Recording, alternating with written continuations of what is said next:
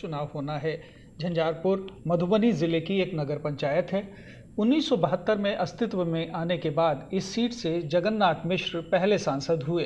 कांग्रेस इस सीट से 1972 और 1984 में जीती। इस सीट से सबसे अधिक 5 बार देवेंद्र प्रसाद यादव जीते, 3 बार जनता दल से और 2 बार आरजेडी से। 2014 का चुनाव भारतीय जनता पार्टी के वीरेंद्र कुमार चौधरी जीते थे।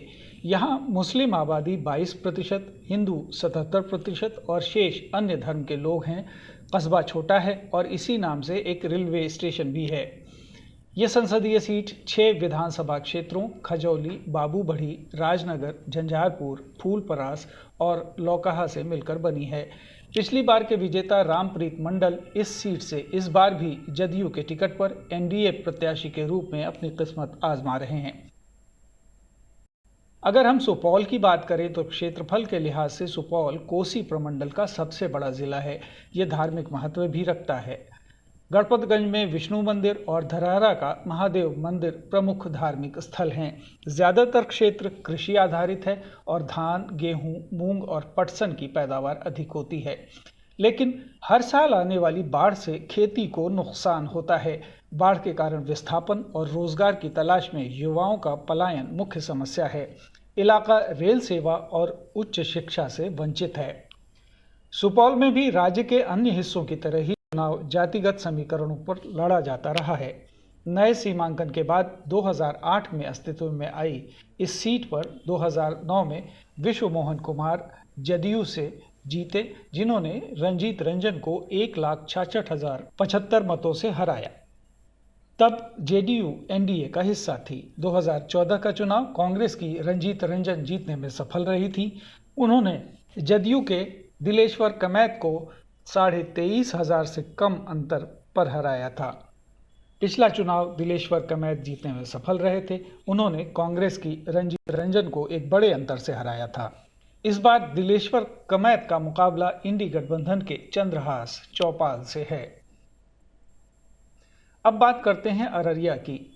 इसे साहित्यकार फणीश्वर नाथ रेणु की धरती भी कहा जाता है। सामाजिक, आर्थिक और शैक्षिक विकास में निचले पायदान पर खड़ा जिला यहाँ के विकास की सच्ची कहानी कहता है। पिछड़ेपन के सवालों के बीच चुनाव में स्थानीय मुद्दों के साथ यहाँ राष्ट्रीय मुद्दे भी हावी रहे हैं।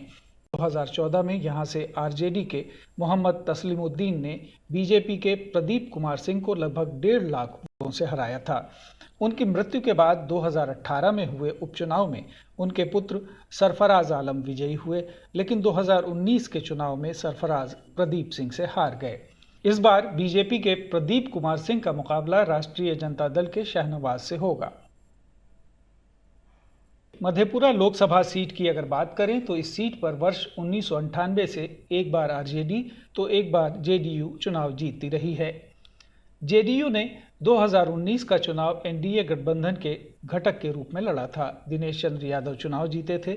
जनता दल के कद्दावर नेता शरद यादव यहां से 1991, 1996, 1999 और 2009 में चुनाव जीते, तो उन्हें 4 बार ही हार का सामना करना पड़ा, यानी 1998, 2004, 2014 और 2019 में वे हारे।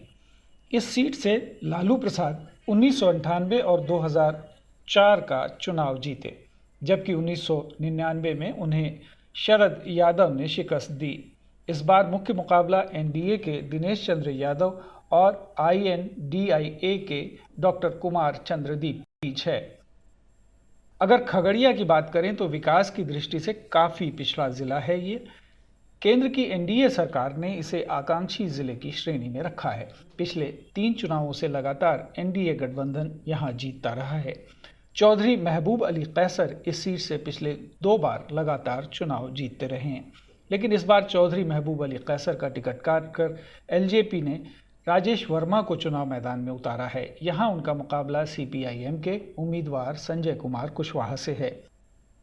इस चरण में सभी सीटें एनडीए के पास थीं। इस बार परिणाम क्या रहता है ये तो 4 जून को ही पता चलेगा। ब्यूरो रिपोर्ट, दूरदर्शन समाचार, पटना।